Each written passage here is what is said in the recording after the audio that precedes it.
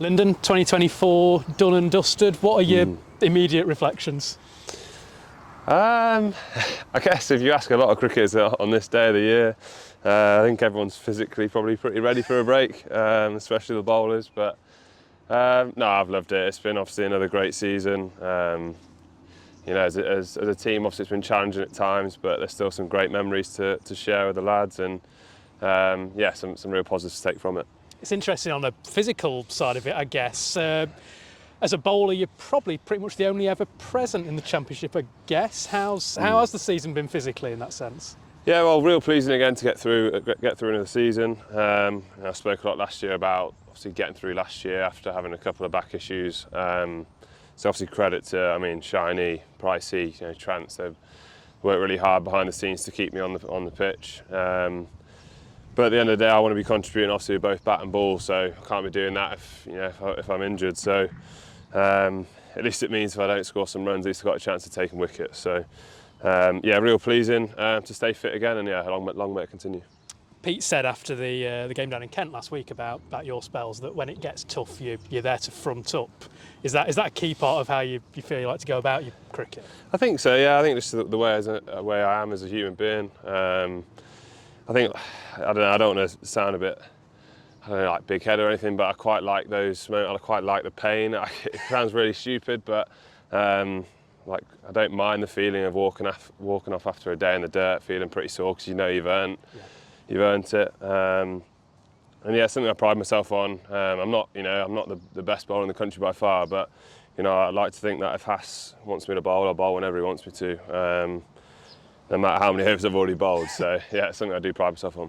It's interesting looking at the team sheet for today. I think you're one of the longest serving players in this 11 at Notts. Does it feel strange for that to have come about fairly quickly in the end, I guess? Yeah, absolutely remarkable. One thing I do have to get on this is the fact that I'm still on the young team in the football warm-ups, because that is a major key for me.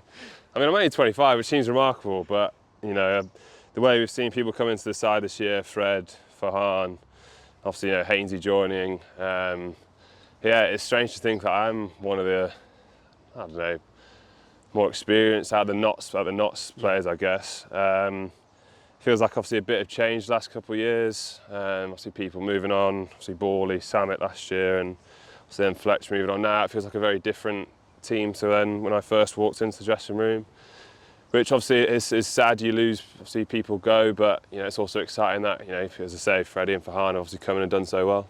Is there a bit of responsibility on you to kind of set that tone, I guess, to say this is what a Notts dressing room is, this is how we go about a business? Yeah, I think so. Mawsey's spoken to the dressing room there. It's a lot easier for obviously those lads that are from Nottingham. It obviously instantly it means a lot to you because of the county you represent and that you're from.